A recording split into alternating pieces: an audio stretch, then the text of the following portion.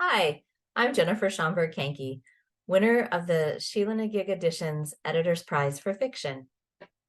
And I'm here to give you just a small taste of my story, A String of Beads, which appears in this new anthology, A String of Beads and Other Stories. I'll put the link down in the description below so that you can purchase a copy for yourself and find out how the story ends.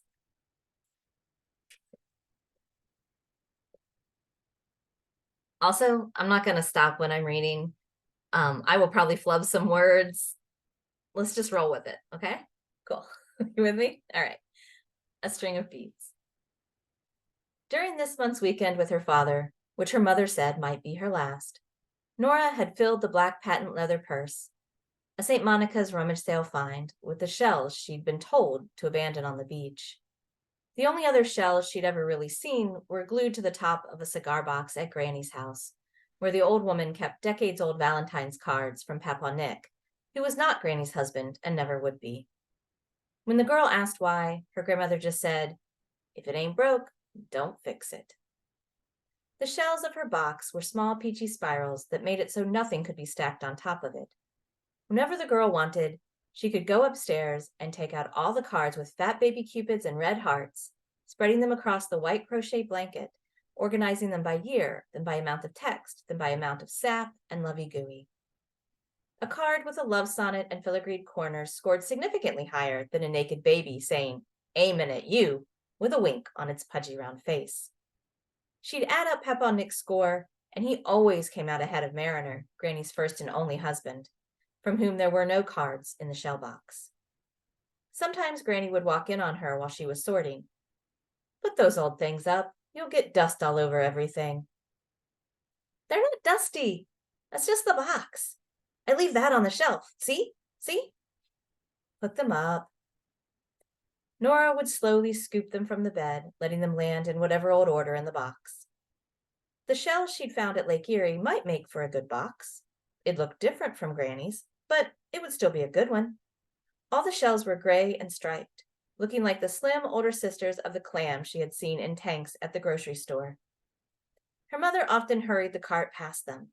Otherwise, the girl would stop, and once stopped, would become transfixed by the lobsters in the next tank, their little pinchers in tight blue bands. Whereas some children might mourn the predicament of the lobsters in their gentle children's voices, Nora would raise her hands in makeshift pinchers, looking at her mother with pleading eyes and a rolled-out bottom lip. "Please don't eat me. Please." She'd mime great strength, trying to move her thumb and forefinger apart. "No danger there. You're $14 a pound, buddy," her mother would say. It was much faster to roll quickly on and circumvent the theatrics of it all. So I'm going to skip a little bit, down a little.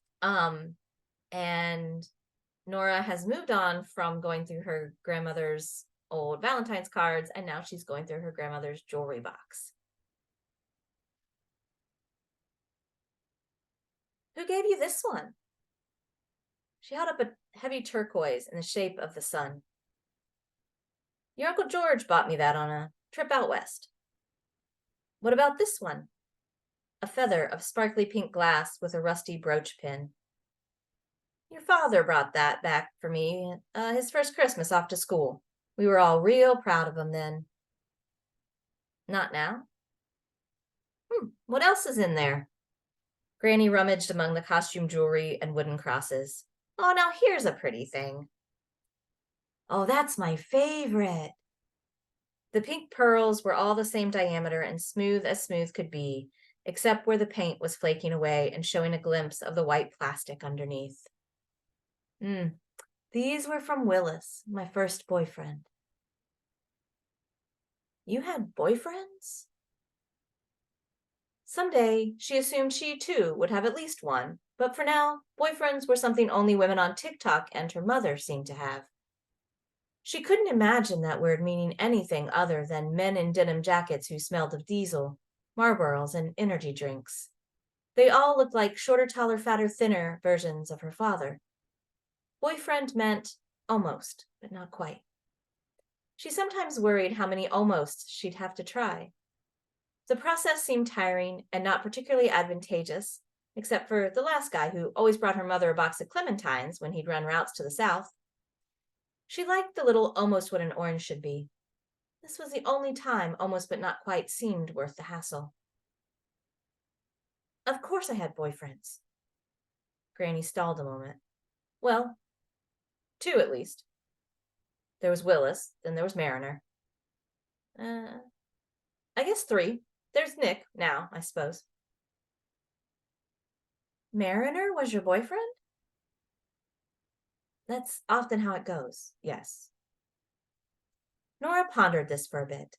As far as she could remember, her father had been her mother's husband first, and then sometimes her boyfriend, but more often than that, he was just your father. She couldn't imagine him with a Marlboro hanging from his lower lip. From what she'd seen, boyfriends smoke, husbands don't. Is there anything in here from him? Who? Mariner. Is there anything from Mariner? Just this. She held up a gold brooch with a purple heart in the middle, and in the middle of the heart, a wigged man in profile. Can I wear it? No, you may not. What about the bracelet? Take good care of it? Of course. All right, just to Margie's shower then. Take it right off when you get back. I hope you enjoyed this small piece of a string of beads. And if you want to find out what happens with Nora and the beads, and if she ever is not quite as naive, you can check this out. Again, link will be down in the description. I hope you enjoyed it. And submissions open for the next anthology should open September 1st and be open through the end of October if you'd like to submit your own fiction. Thank you for listening.